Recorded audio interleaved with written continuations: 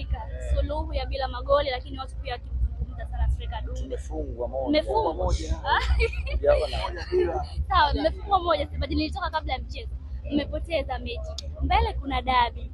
Hii iwape hofu mashabiki wa Simba au kwanza haya ni matokeo mazuri sana kwetu.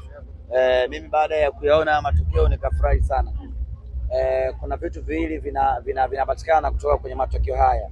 Kimoja sitokisema, lakini kimoja kinatupa nguvu ya kuendelea kuamini ya kwamba bado kuna kazi kubwa ya kuenda kufanya. Mwanadamu akipata huwa anajisahau, na akikosa huwa anaongeza umakini. Kwa hiyo kwa kukosa ushindi leo, maana yake inawaongezea deni wachezaji kwamba twendeni tukapambane kwa ajili ya mechi inayokuja.